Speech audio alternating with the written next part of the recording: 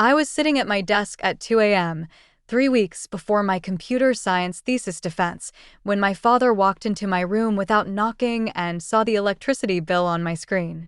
I'd been trying to figure out how to pay it since our power had been shut off that afternoon, using my laptop's last hour of battery to finish coding my final project. He stood behind my chair for a moment, reading over my shoulder, then grabbed my laptop and slammed it down on my head so hard the screen cracked and I saw stars.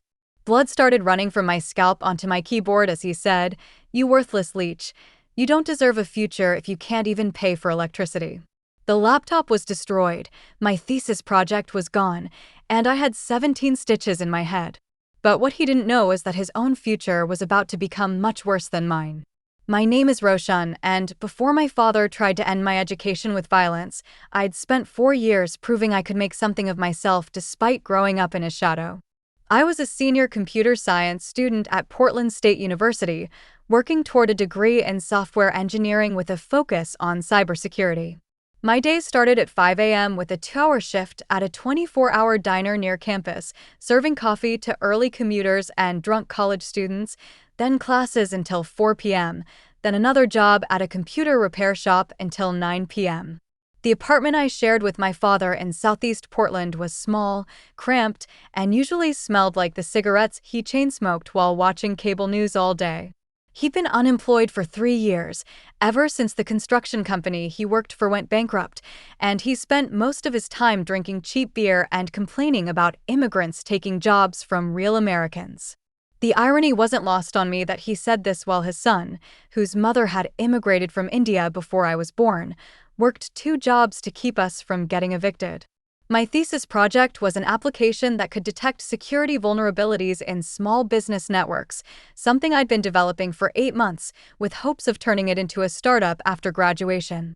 I'd already had preliminary conversations with 2 local tech companies about potential partnerships, and my advisor, Dr. Martinez, had nominated my work for the university's Outstanding Student Research Award. Everything I'd worked for was stored on that laptop, backed up to a cloud service I paid for with money I should have been spending on food. If stories about family betrayal and academic sabotage resonate with you, make sure you're subscribed. These situations are more common than people realize. The tension between my father and me had been building for years, but it got worse after I turned 21 and started refusing to give him money for alcohol. He developed this narrative that I was selfish and ungrateful, that I looked down on him because I was in college and he wasn't. In his mind, my success was somehow an insult to his failures, and my ambition was proof that I thought I was better than the family that raised me. The first major incident happened during my junior year. I'd been accepted into a competitive summer internship program at Intel, something that would have given me valuable experience and connections in the tech industry. The program included housing and a decent stipend, which meant I could save money and help with our bills when I got back. When I told my father about the opportunity, he said I was abandoning my family and that real men don't run away from their responsibilities.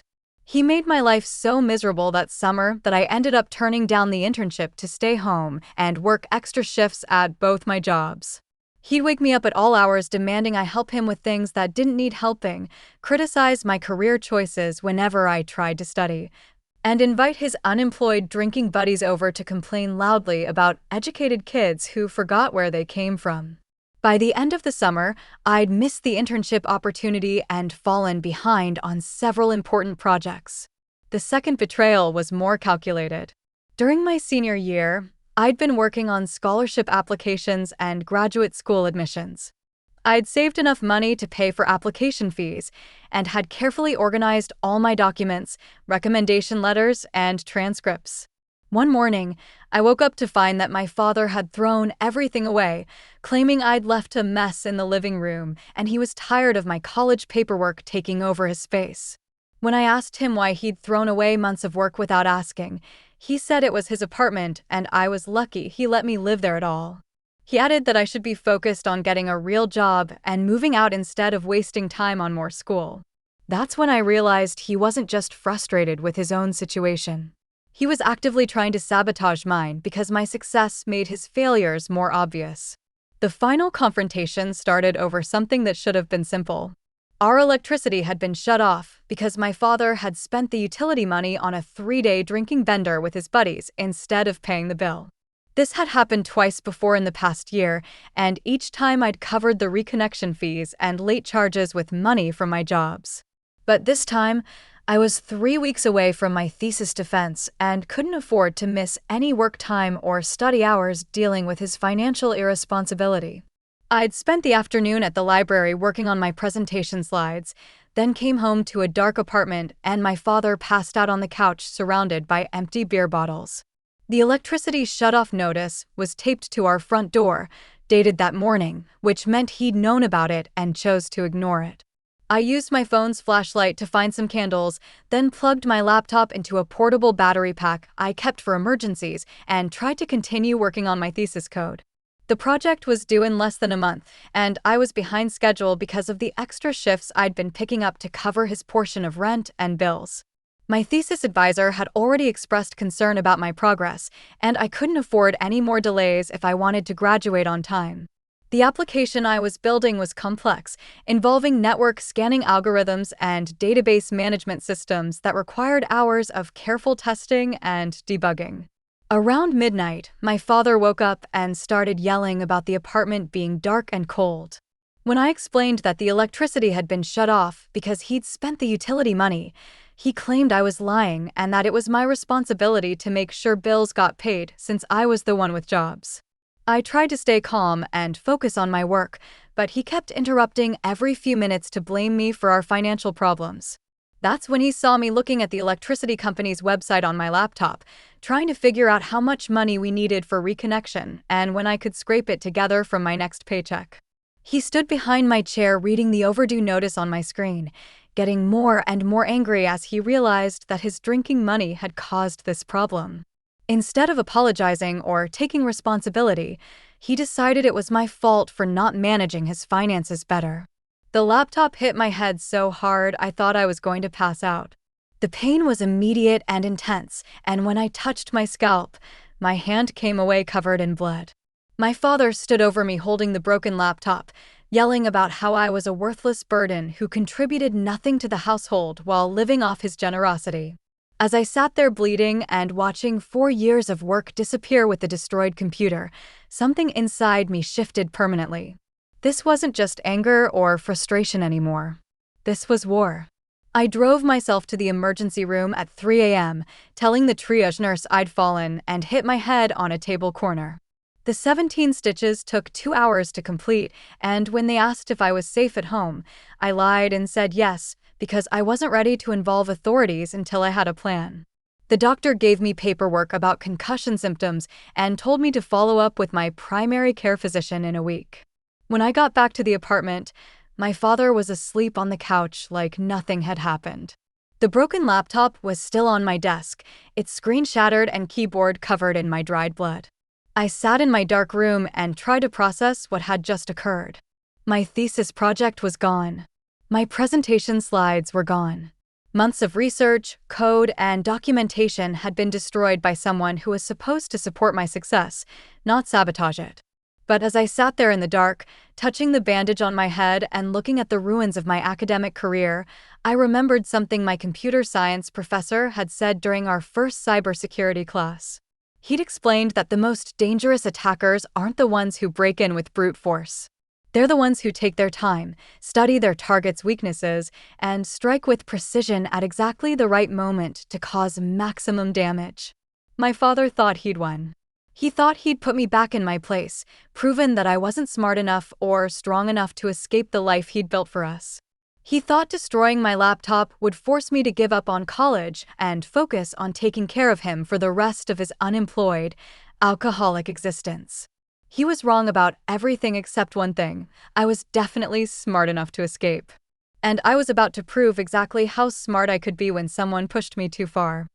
The first phase of my plan required rebuilding everything he destroyed, which meant I had less than 3 weeks to recreate months of work while dealing with a concussion and working 2 jobs. I borrowed a laptop from my friend Jason, recovered what I could from my cloud backups, and spent the next week essentially living at the library and computer lab, working 18-hour days to reconstruct my thesis project. My advisor, Dr. Martinez, was understanding when I explained that I'd had a computer crash and lost some data, but I didn't tell her the whole truth because I needed her to focus on helping me graduate rather than dealing with my family drama. She extended my deadline by 1 week and connected me with graduate student tutors who could help me catch up on the technical components I was struggling with. While I was rebuilding my academic work, I was also researching my father's life more thoroughly than I ever had before. I'd always known he was irresponsible with money and had a drinking problem, but I'd never investigated the full extent of his failures. What I found was worse than I'd expected and much more useful than I'd hoped. He'd been collecting unemployment benefits for 3 years while doing occasional under-the-table construction work that he never reported to the state. He'd been claiming me as a dependent on his taxes while I was actually supporting both of us financially. He'd racked up over $15,000 in unpaid debt, including medical bills, credit cards, and a car loan for a truck he'd totaled while drunk driving 2 years earlier. Most importantly, he'd been lying to his parole officer. My father had spent 6 months in jail 5 years ago for a DUI that involved property damage, and his early release had been conditional on maintaining employment, attending AA meetings, and avoiding alcohol-related incidents. None of which he'd been doing, but his parole officer was overloaded with cases and only did check-ins by phone every few months. The deeper I dug into his financial and legal situation, the more I realized that my father's life was a house of cards held together by lies, government assistance, and my income from 2 jobs. All I had to do was remove the right supports at the right time, and everything would collapse exactly the way he'd tried to collapse my future. But first, I had to graduate. My thesis defense took place on a Thursday morning in May, in a conference room filled with professors who would determine whether 4 years of work and $60,000 in student loans would result in a degree or a dropout. I presented my network security application, demonstrated its capabilities on live systems, and answered technical questions for 90 minutes while trying not to think about the bandage, still covering the stitches on my scalp. I passed. Not just passed, but received the Outstanding Student Research Award my advisor had nominated me for, along with job offers from 2 of the tech companies I'd been talking to before my father's attack. After the defense, Dr. Martinez pulled me aside and said my work had impressed the entire committee, especially given the technical challenges I'd overcome in the final weeks. That evening, I celebrated by putting the second phase of my revenge plan into motion. I started with the unemployment fraud. I documented months of evidence showing that my father had been working construction jobs while collecting benefits, including photos of him leaving work sites, pay stubs he'd left around the apartment, and text messages from his drinking buddies about their shared work projects. I compiled everything into a detailed report and submitted it to the state unemployment office along with a formal complaint about benefit fraud. The tax fraud was next. I'd kept copies of all the bills I'd paid, bank statements showing my income and expenses, and documentation proving that I'd been financially independent while my father claimed me as a dependent. I sent this information to the IRS, along with a request to investigate his tax returns for the past 3 years. But the most satisfying part was the parole violation report. I'd been recording my father's drunk rants for weeks using a voice app on my phone, collecting evidence of his continued alcohol abuse, his failure to attend required AA meetings, and his admission to working while on unemployment. I also had hospital records from my concussion, though I'd filed the police report as an accidental injury to avoid complications with his parole status. I sent all of this to his parole officer with a detailed timeline showing how long the violations had been occurring and how his drinking problem was escalating. I included the medical records from my emergency room visit, letting them draw their own conclusions about what kind of accidents happen when angry alcoholics lose control around their family members. The beauty of this approach was that I wasn't making false accusations or trying to frame him for things he hadn't done. I was simply making sure that all the agencies he'd been lying to had access to accurate information about his actual behavior and circumstances. Every consequence that followed would be the direct result of his own choices, not my revenge. The dominoes started falling within 2 weeks of my graduation. The unemployment office suspended his benefits pending a fraud investigation, which meant his primary source of income disappeared overnight. The IRS audit resulted in a demand for back taxes plus penalties, totaling over $8,000 he didn't have.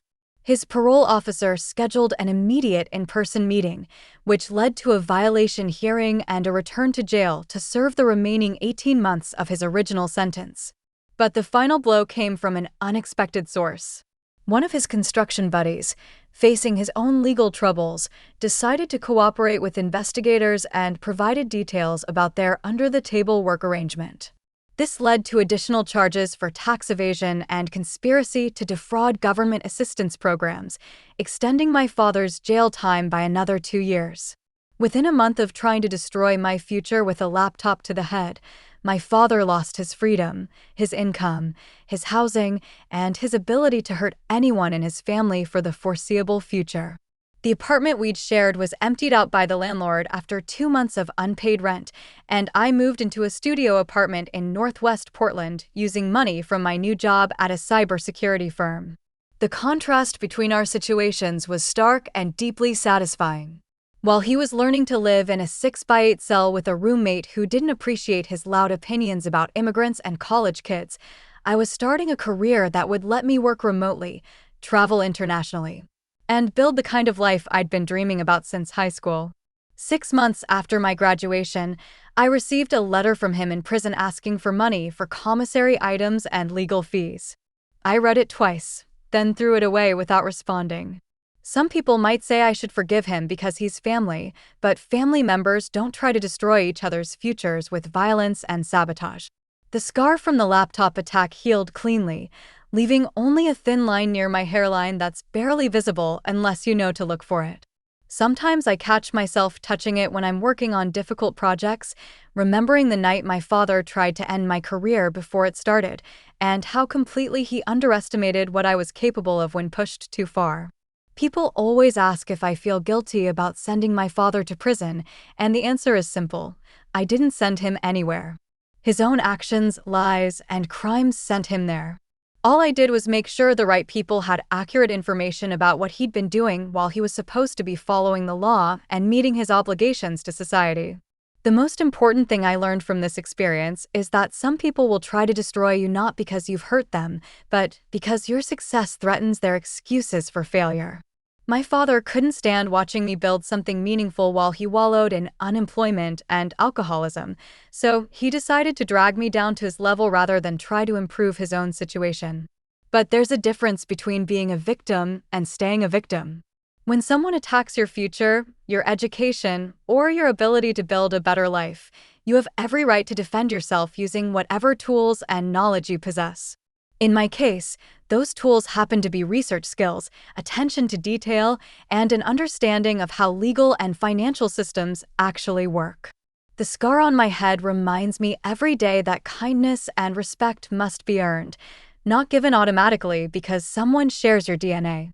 Real family members support each other's growth and success. People who try to sabotage your future because it makes them uncomfortable with their own choices aren't family at all, regardless of biology.